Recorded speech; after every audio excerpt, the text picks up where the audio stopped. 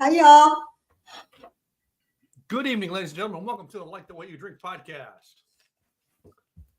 Have we got a show for you tonight? I know. I'm excited about tonight's meal. Tonight's meal was a cook. It took some cooking, baby. Right? Yeah. I need a fork.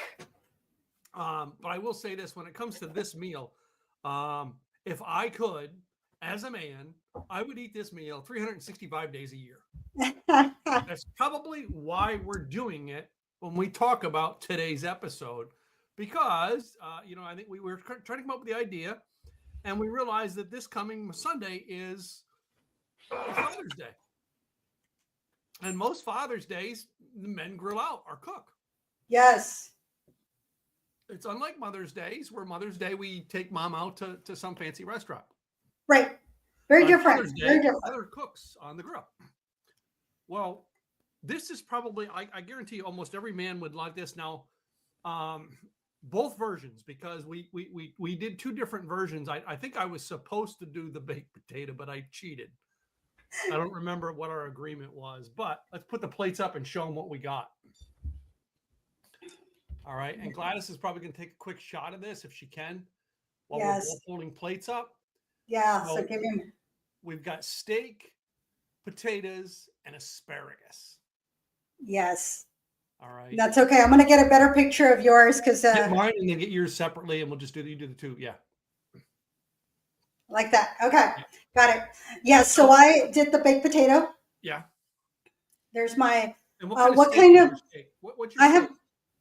I have a ribeye. It's a bone-in ribeye, but I removed the bone because I needed to, remove the bone just so that it fit on my plate. Do you want to see what I have on my other plate? Show. We got to show them. I mean, come on. The prep takes work on this. So, yeah. That was my other steak. The other. Yeah. The taste in this is I took a couple of bites and I was like, oh my goodness, my mouth is watering. It is absolutely delicious. I do a good steak. I usually cook mine on the grill. Unfortunately, I found out about a half hour ago that my grill was out of gas. And I just put that tank on like a week ago, if that. Which means I have a leak in my grill that I have to fix. But when you know how to cook steaks, you don't improvise immediately. I mean, I have a double oven in our stove in the kitchen, so immediately I turn the bottom oven on to broil. I already had the seasoning done. And I just put it on a rack on a pan and put it in. Same cook. I'm assuming I'm going to have the same cook because I did the same cook time as I would. I haven't cut it. Usually I've cut my steak by now to see if my cook was there, but I'm like a medium rare kind of guy. Me too. Sure. I'm between medium rare and medium, and I'm happy right there. So, because I had the French fries going in the top oven, and then I had my asparagus in the air fryer. Yeah. This is a perfect color.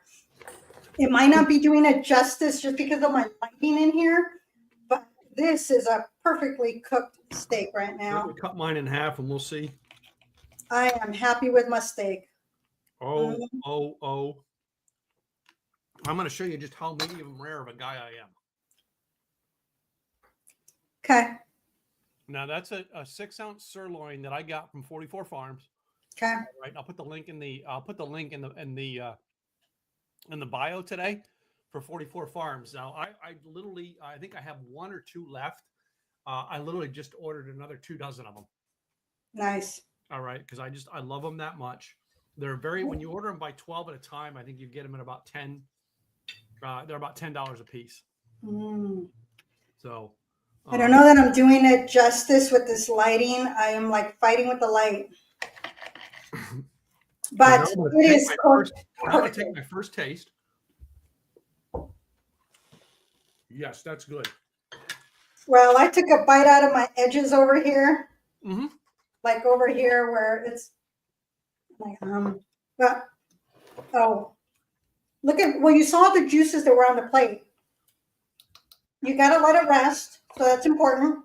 So you're going to cook it 3 to 4 minutes per side. It is a little tricky when you do have a bone in. So you have to move it around, and then the char marks, you put it down one side and then do a 90-degree angle in order to get that crisscross in there. Mm-hmm. 3 to 4 minutes per side. You can, you can use them. If you do this, that's well done. So it's rare, medium, well, and well. It's how this feels over here is how you can touch your steak, like literally press down on it with your finger so that you can feel that this is a medium rare. Oh my goodness, this is super yummy. So, and our drink tonight is an old fashioned. So I'm going to tell you what I did because I know you got to make an old fashioned with a large ice cube, guys. And I know that my ice cubes are going to melt when I bring them here. So what I did was I filled the bottom of the bowl up with my little ice cubes. Okay. And put 2 big ones on top to bring in here to sit for a couple minutes, knowing we would probably be 6 to 10 minutes into the call before I pull it out. So, great idea. Yep. Now So, I have tongs, and then I have the mixers and everything to mix this. My asparagus on point. Is it? Mm-hmm. So I have 2 options for my old fashioned. Mm-hmm. Okay. Old fashioned cocktail mix from Bullet. Mm-hmm. Does that have the alcohol already in it? Yes. Okay. All you have to do is straight up or over ice. It is made with Kentucky straight bourbon whiskey and orange bitters. So this is already ready to go. Just pour it over a large cube, put in your garnish. Of course, I use Luxardo cherries. And of course, I have my orange over here. That one thing that's important to note, y'all, when you are using the skin of an orange or you're doing a baked potato that you're going to eat, you got to make sure you wash that outside. One of the things I recently purchased was this Harvest Pure from Melaleuca. So it's EcoScent, just a capful with, and it just cleans out all your veggies. So no chlorine, no ammonia, no pathogens, no parabens. So it is all natural ingredients. So that way you know what you are eating. So this one I just soaked it for, it soaked probably for 5 minutes because I forgot to take it out. But all it calls for is like 30 minutes or 30 seconds to a minute. But the other thing that I did was that I did bring home from the office the Harper's Kentucky Cask Reserve Cabernet Straight Bourbon. I have my simple syrup here. I do have 2 different types of bitters. They're both aromatic bitters, but this one is from the Bitter Housewife Old Fashioned, which are they're specific. This one is just wrapped aromatic bitters, and these are made in Portland. So that's the beauty of this. This is Portland. This one is, actually, the Bitter Housewife is also Portland. So you know me, I want to use Portland stuff. And then, of course, the Luxardo cherries. So, and my orange. So I have both options. This Bullet Old Fashioned, I've tried others. Yeah. I do like this one. You're able to adjust it as you like. You can add, to me, it's sweet enough. It's not like overly sweet. It just has enough. Or you can add a little bit more bitters. You can put your cherry in there, your orange. This one's a really good one. And especially for the price point, I think it was like $32.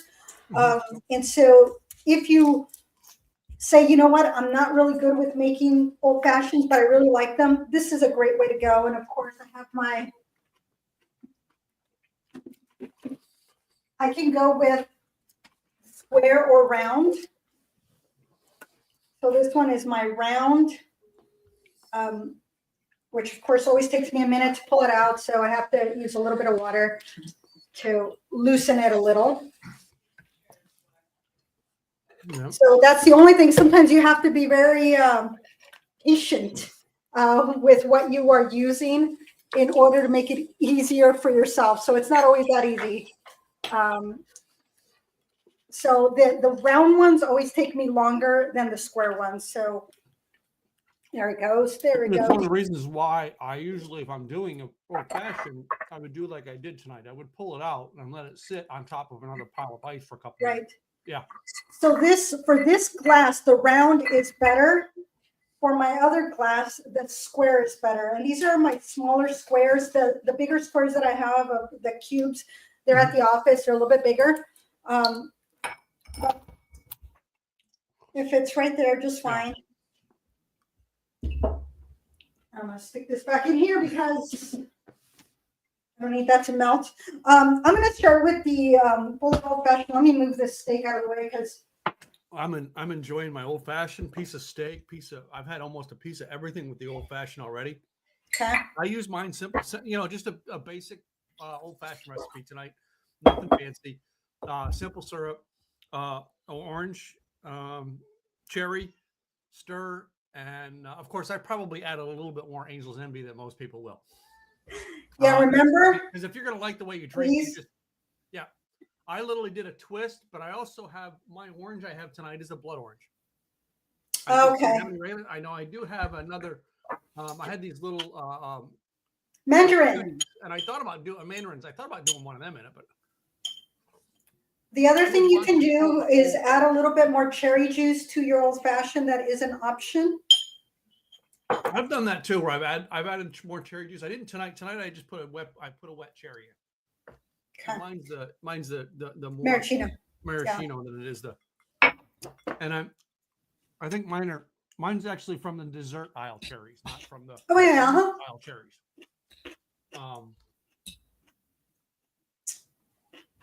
I know in times past you might have seen me. I've had the spiked ones in, which I love those spiked cherries. And you can make your own. Yeah. Let's see if I can make this plate look presentable now that I've been eating off of it. Let's see if I can get a good picture here. Sometimes, you got to play around with it. I remember one time coming back from a trip and there was a Tillamook creamery at the airport and they were taking pictures. Oh my goodness, they had so many things out. It was hilarious. But I want to see if I can get this picture here. My orange sank. So I got to pull it back up. And sometimes the pictures that I do post, most of them are just the way they are is the way they are. But every so often I want them to look kind of pretty. And so I do take a minute longer to prep everything to make it look good. Yeah. But for the most part, y'all, what I show you is what I'm absolutely doing. I unlike you, I'm not an Instagram photographer. In other words, I'm not trying to get the pretty shot. It's probably because me and social media, I don't care whether you like me or not.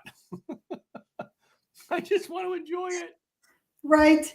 And that's okay. So now I'm going to, and of course I have my good knife here. This is just a beauty of a knife. I also had this one that was, I used 3 of my favorite knives today for different reasons. But I have my steak knife are those. We got a good set of steak knives last year, and we still keep them in the box. That's how much we value these. And they're probably about 9 months old now. Oh, wow. Okay. All right. So my potato, I did cheat on my potato, y'all. I did throw it in the microwave. To me, the microwave, if you do the prep right on a potato, the microwave will cook it just like a baked potato. 6 minutes. It's a russet. And it came out really good. I did throw it on the barbecue just to give it a little bit of a something on the outside. But it's 91 degrees today. Turning on the oven for one potato was not my idea of fun.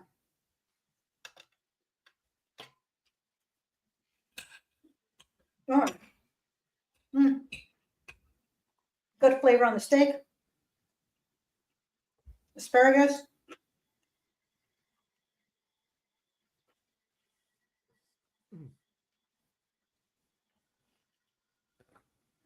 This is a meal from heaven.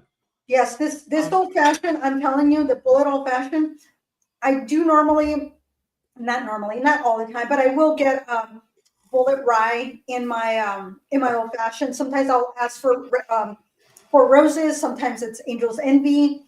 It just depends on my mood. Mm-hmm. But this Sometimes you do particular rye, sometimes you do regular. Mhm. Depends on my mood. Yeah. Sometimes I just want a straight, old fashioned. Sometimes I want a rye. It just this is pretty yummy. I haven't tried with the Harper here. This one is sometimes hard to get because it is a Cabernet cask. But the Luxardo cherry, of course, delicious. The big cube. This makes for a super yummy cocktail. It's on point. There's some things you would have with a meal like this. Now, if everything wasn't prepped right, you usually need sauces to go with a meal like this. Right. I don't need sauces with this because it's the meal I love by itself without sauces. Now, I did do salt and pepper on everything. Yes. Oh yeah. But I had a sauce that you might add with my meal because I don't have the baked potato. I have French fries. Okay. So the first thing I would add is a possibility of just some regular ketchup. Mm-hmm. I have some regular Heinz here, standard ketchup. But every now and then with my French fries, I like to do a cocktail sauce. Mm. A little bit of horseradish in that ketchup, you know what I mean? Some mixtures to it. Makes that sucker really, really good. All right. That's something I like to add. Now, I very rarely add this to my steaks, but I've had steaks that came through my house that I've had to have these because I pick a quality piece of meat, but sometimes my wife or we're in the store, we just pick up, we don't know what we're getting. It's why I started using 44 Farms because 44 Farms is a quality product to start. But on occasion, you get a steak that just, you know what I mean? It just doesn't taste right. Right. So what is the one sauce I would add to it? I'll add A1. And I always joke about the A1, back in the middle of the Civil War, they created it in 1862. Because in the middle of the Civil War, that's what the guys were saying. One thing that would be really good was some sauce on this steak. Right. Anyway. Yeah, if you have good quality meat, if you have the right seasonings, it's going to be on point. I had a steak last week that I went and it looked beautiful, medium rare. The cut was perfect. No seasoning. And I was like, oh my goodness, you've got to be kidding me. So normally I don't add salt and pepper to my food when I'm anywhere. Mm-hmm. This time I absolutely added those salt and pepper, and I had a creamed horseradish. So I did use the creamed horseradish. It smelled delicious. Everything was, but it just needed a little bit of seasoning. Salt, pepper, or salt, pepper, garlic powder. That's usually what I put on my steak. Most of the time it's just salt, pepper. Yeah. That's it. You have a good steak. That is all you need. And if I do a sauce, what I will make, and I did buy the mushrooms. I just didn't have time. I could have made the time. I was like, you know what? Never mind. I sauteed the onions. I add the mushrooms. And then with butter and a little bit of olive oil. Once everything is soft, then I will add red wine, saute it, and then that's my garnish. And it is on point. I love that. That is my go-to. But being that it's summer, during winter, that tastes a lot better. During summer, I'm like, it would have been a little bit more. And I was like, I don't know. So I opted not to do that. But I was asked what would be my go-to drink. And I said, well, normally I would start with an old-fashioned, pre-dinner. Then during dinner, if I'm having a steak, I'm going to have, depending on the type of steak, if it's a filet mignon, I'm going to go with a Pinot Noir. It's a little bit lighter, great flavor, but it's going to allow the filet mignon to just come through and be the star. But if I'm having a ribeye, something like that, that's a little fatty, then I want a Cab or a Zinfandel because I know it can hold up and it's going to cut through that fat, because that's the beauty of a ribeye, is the marbling, that fat that just makes it taste just delicious. And then you add that Cab or you add that Zin, and it just calms it down, and it's just this beautiful medley. And there are times that I will have my old fashioned with my meal. It all depends on my mood, where I'm at. It just, this time it was like when you said steak and old fashioned, I'm like, oh yeah. Yeah. And I went and I got the bullet old fashioned. I mean, when I'm going out to have steaks, I will tell you, I mean, now there's a lot of times I'll be cooking hamburgers on the grill for, if I was that, I'm going to have a beer with it. I mean, a good quality beers like we have. Right. If I'm going out for a steak, the chances of you seeing me have a steak and beer together are rare. Right. And I love a good beer. Yesterday we went to a brewery that was over in Fort Worth, and Gwen had the pizza. I forget what mom had. I think mom had the chicken, but because I was eating light, so I got the salad. But the reason I got the salad was they had for protein, they had redfish. Mm. So I wanted the redfish. That's why. And I didn't want the redfish plate, seemed like a lot. Okay. So I got the Caesar salad with the redfish onto it. And of course, I ate like one half the salad and I ate the redfish. Of course. But I had beers with it. Yeah, that would go very well. If I'm going to a brewery for the first time, the one thing I'm getting there almost every beer. time is I'm getting beer. I mean, and they advertised a great old fashioned.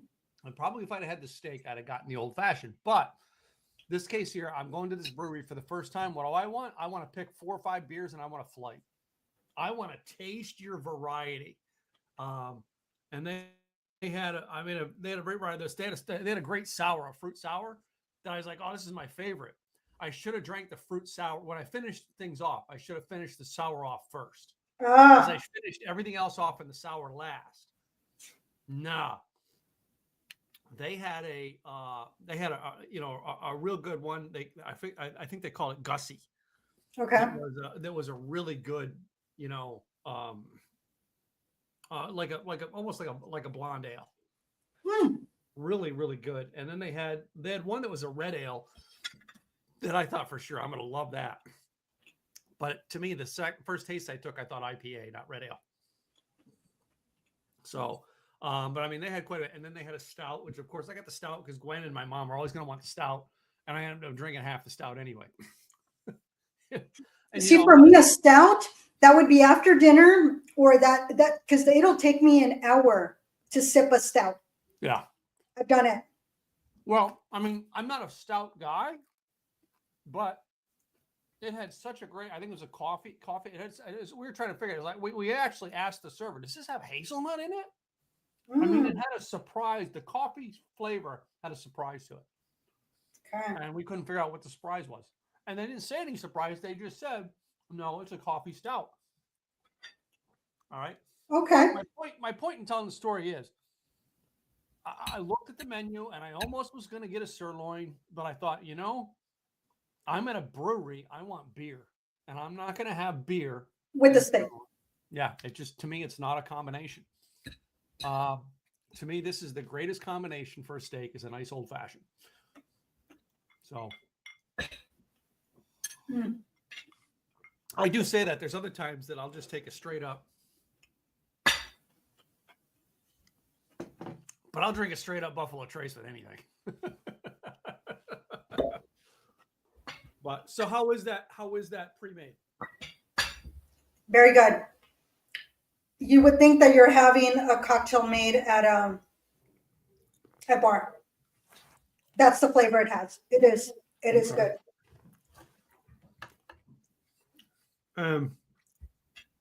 Is there any notes onto it? Because I know usually you do the history onto it. Any notes onto, who come up with the idea to make it in a bottle? Well, it did. It says it's rooted in bartender culture.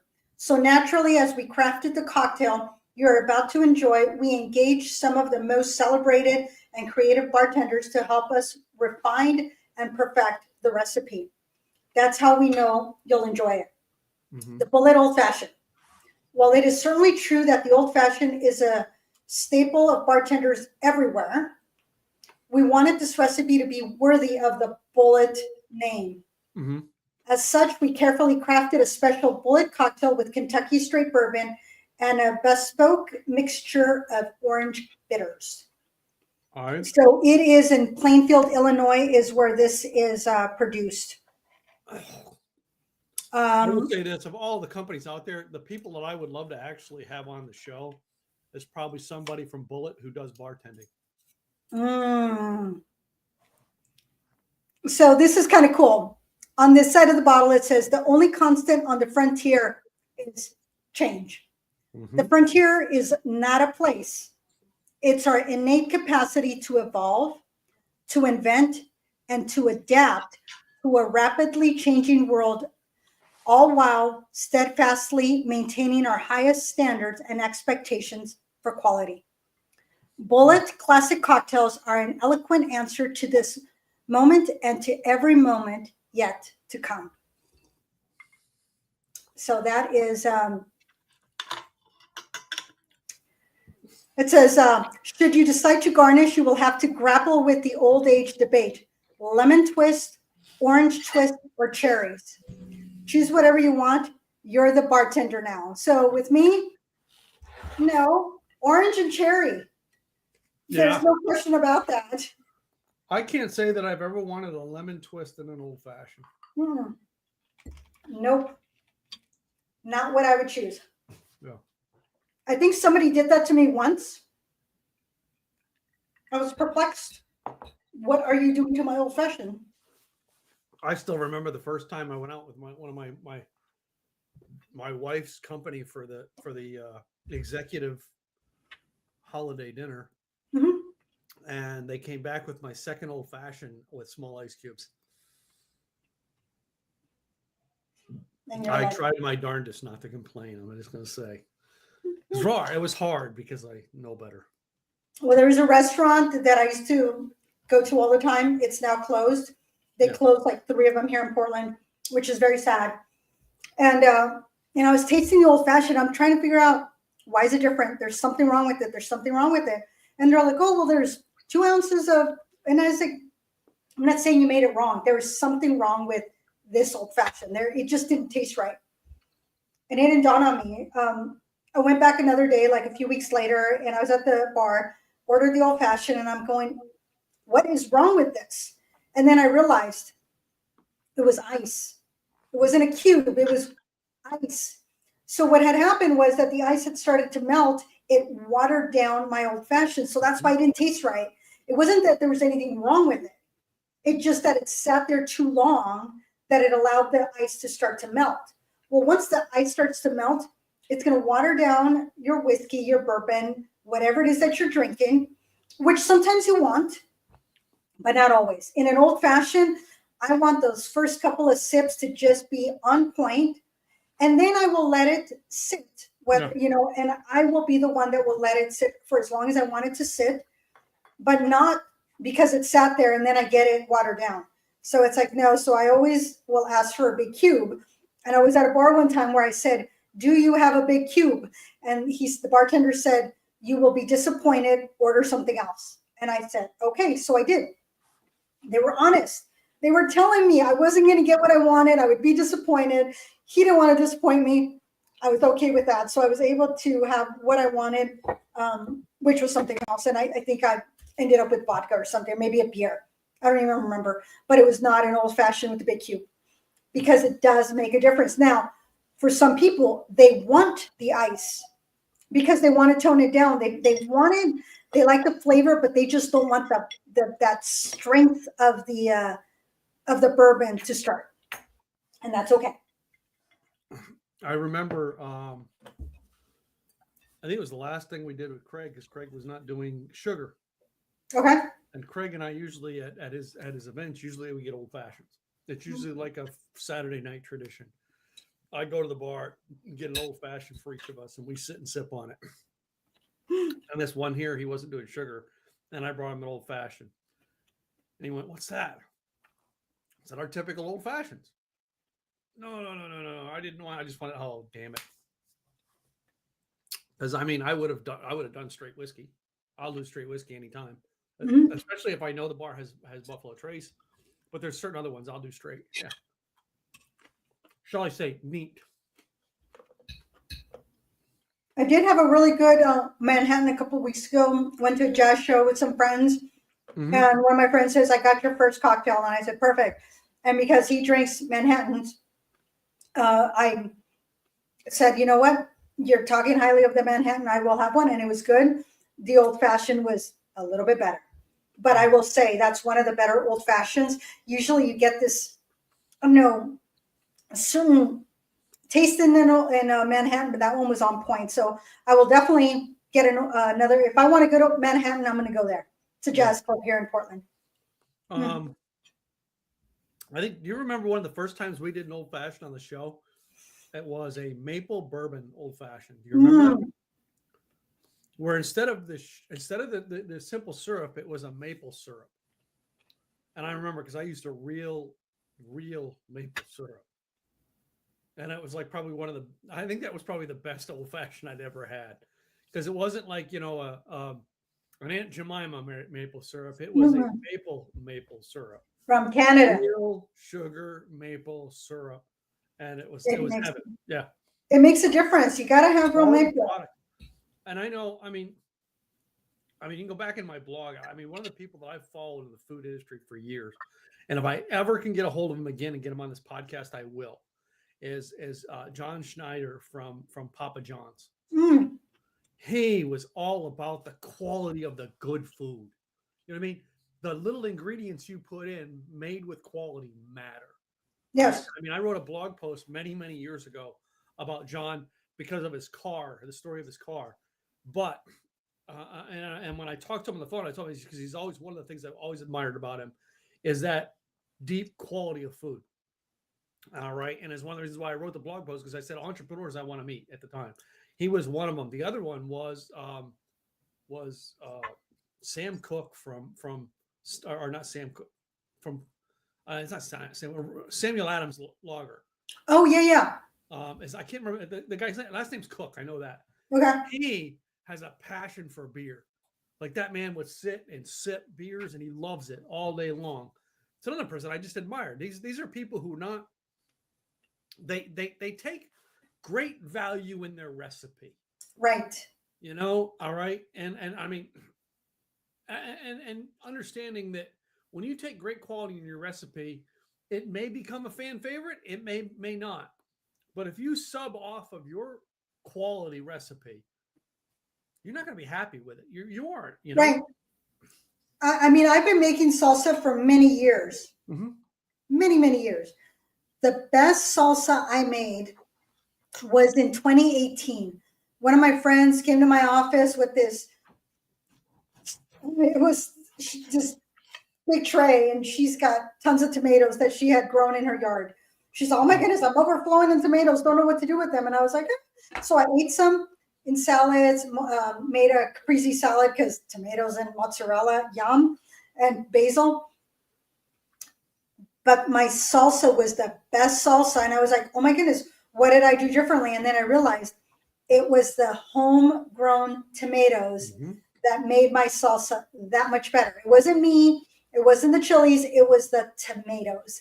So when you are having quality products, again, if you have a good steak, all you need salt, pepper. It's all you need. Because that quality steak is already going to melt in your mouth. It's going to taste great. The salt and pepper is just enhancing it. So use quality products. And even if it's not everything or all the time, find those times where you say, you know what, I'm going to splurge this time and I'm going to have whatever it is. I borrowed the blood orange from Mom because all my oranges were out. I didn't have one. So I go over to Mom's house and Mom's got a crock pot of something cooking. And I opened it like, oh, Mom, what is this? She goes, well, today it's cooking. Tomorrow it'll be tomato soup. Nice. Now you know the smell I've smelled in Mom's house. Yes. I just got a whiff of it. Oh my goodness. I just got a whiff of it. I know. And I'm like, that's the stuff. I mean, I love the slow cooker. We had a small one that couldn't have been this big. I swear, not this big. Gwen and I made so many things in that slow cooker. I used to do ribs. I mean, I'd season my ribs, throw them in a slow cooker. All right. Put the lid on top of it, cook it on slow, and hook it up for about 8-9 hours. Oh. And then when they were done in 8-9 hours, I just reach in, twist, and pull the bones out and chop the meat up. Oh my God. The best. The best.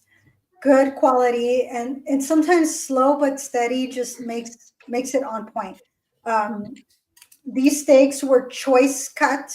I did get them at Kroger. It was a good choice. It was a very good choice.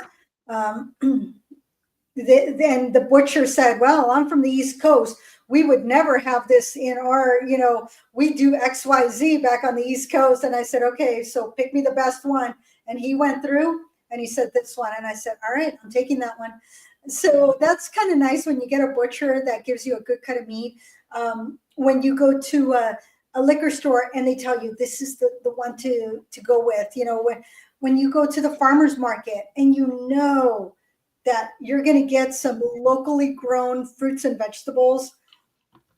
I was going to go to the strawberry festival this weekend. It was 100 degrees. I did not feel like listening to music in that much heat. So I ended up on the water, went on the paddleboard, but strawberries are in season right now. And the local strawberries are so delicious. They're smaller than what you would find at the supermarket, but the flavor, oh my goodness, they're just delicious. Just that sweetness that you just want to savor each strawberry. So have the local, whatever it is, as much as you can, so that you can truly enjoy what's going on during that season.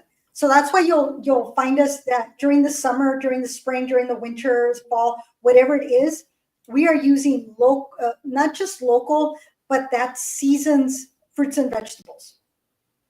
So you'll see us with a lot of squash during fourth quarter because there's a lot of squash. Plus, it's on sale. Got to take advantage when something's on sale. So I'm eating my steak little piece by little piece to kind of enjoy it. Yeah, I still have a little piece here. Look at that color. I just love that color on that steak. The juices are still coming through. I'm like, oh, I done good. I know how to cook a steak. I remember teaching the ex-husband. The fact it was done in an oven and not on a grill. Right.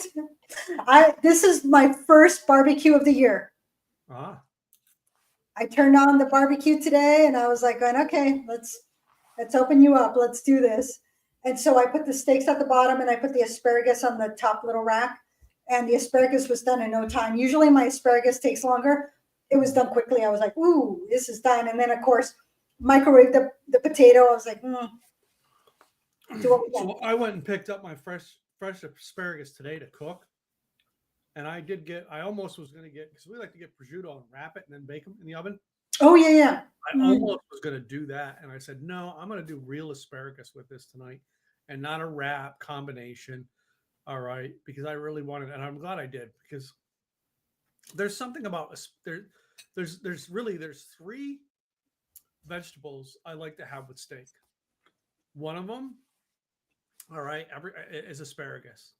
The other one is Brussels sprouts. The third, I want corn on the cob. And you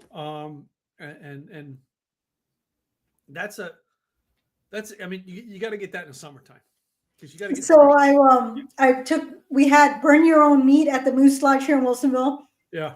A few weeks back. So I took my, my neighbor because I had the steaks and my neighbor says, I picked up like high prime meat. I said, I will take your steak any day of the week.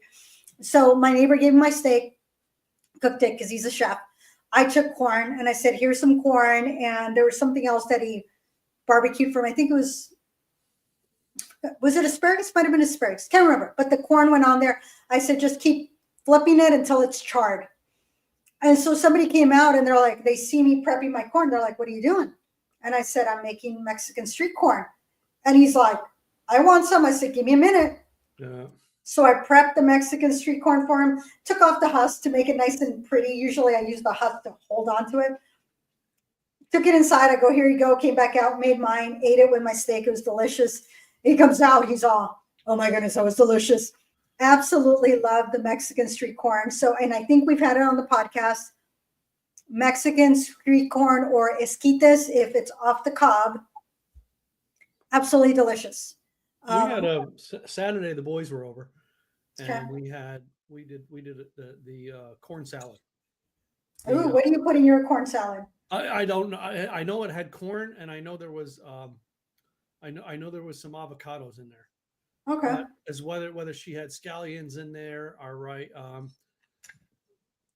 And I forget what some of the spices that were into it that I knew, but for the most part I didn't. And that's something you eat fresh.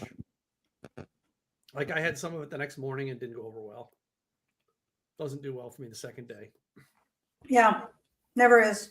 Never is. So, But today's meal, y'all, was on point. Do not overcook your steak. yeah. If you think it's underdone, perfect. Pull it off. While it rests, it will cook to your temperature. So if you like it medium rare, pull it off when it's rare. It'll cook to medium rare. Yeah. If you like it medium, pull it off when it's medium rare. It will continue to cook. Just let it rest. 5-10 minutes. You think that's too long? It is not. Your steak will be perfect. That's one of the reasons why I did it with the broiler and not the bake. With the broiler, right? Oh yeah, it goes to high temp. Right. Now I'm getting a high temp on it. All right, which is what I do on the grill. I usually get my grill up to about 500 degrees, and then I throw it on the grill, and literally I'm a 3-minute per side. And to me, it's almost perfect. And I actually my daughter said to me last week, I don't know how to do a steak, Dad. I said, put it on the grill for 3 minutes, turn it over, do it for 3 minutes, take it off the grill. All right. And that's the way I like it. Now, if you like a little more well-done-ish steak, go 3.5, 4 minutes aside. Yeah. And the thing is that if you're doing like a ribeye, yeah, there's that fat that's going to protect the rest of the steak. You're like, it's burning. No, it's not. It's cooking. Cooking beautifully. When you bite into what you think is burnt, it is not burnt. It is just that deliciousness of the caramelization of the outside. But you cut into it, it is tender, it is juicy, it is perfect. Now, and if you're one of those that like the one meat I like to have on my grill, and I like to have a little bit of crisp to it, is if I put a chicken or a turkey on there. Oh, I had years ago. You know what I'm talking about with that little bit of crisp. Years ago. Oh my goodness, this was probably 2015 or 16. I had a mama. Well, it had to have been 15 because mom was still alive. So it had to have been that summer. I was barbecuing chicken, and I took a picture, and it was charred on the outside. It was, and I was like going barbecuing, whatever it was. I had my corn, I had my chicken, and then one of my friends said something to the effect of, "That looks burnt." And then somebody else, like 3 other people, commented, "It's supposed to be that way. The skin chars, which just cooks the inside, just like the corn on the cob. The outside is charred, but the inside, that corn, the husk is all black. That's okay. The inside is tender, it's moist, it's flavorful." And so then I took a picture of the chicken once I pulled off the charred skin. And it was flavorful. But it was like, apparently you don't barbecue, because if you barbecued, you would know that it is okay to char your chicken with the skin on. If you do chicken on the barbecue and there's no skin, that's going to come out so dry. Mm-hmm.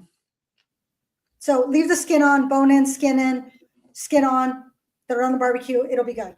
I remember, though, the other thing I remember cooking and you fry it just a little bit too crisp is a salmon. Yeah. So another member used to be in Craig's mastermind, Melody Meyer. I remember I was at Melanie's house one time, and they did, her husband was cooking, and he did salmon in a frying pan, just a little bit of coconut oil, salt, and pepper. If you have some goods here, when you come to Oregon, because y'all, he still hasn't come to Oregon, but when he does, the salmon are here. They come out here to spawn. There's spots that people will go to see the salmon coming, upriver. You got your coho, you got your salmon, you got your sockeye. If you are from the Pacific Northwest, you know the difference between all of those. Mm-hmm. And there's a location here where they actually count. Yes, there's a room, and they count the different types of salmon that are going upriver. That is a job. Somebody gets paid to count salmon. That's anyway. Well, today's show has been a fun show. What do you think? I think so. It was delicious. It's delicious. I'm a happy clam, and I'm not done with my steak, and I still got another one to eat. So, because I'm about to take the last bite of my steak. I still have more than one last bite, but I will take one bite with you. Because this is here we go.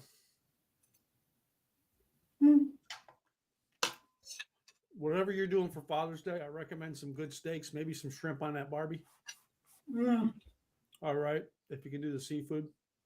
Surf and turf. Yep. Always a good Maybe combo. even doing a lobster tail on it. Ooh.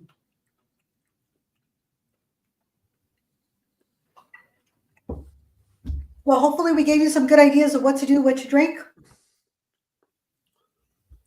There's is it Bullet that has soap and a body wash, whatever it is? Duke Cannon. That has the heart of your dad, y'all. So go out and look for Duke Cannon. They have soap, scrubs, facials, all the things. No, they have Duke Cannon. They have a Buffalo Trace because I have it. Okay. All right. They have a Bush Beer because I have it. Okay.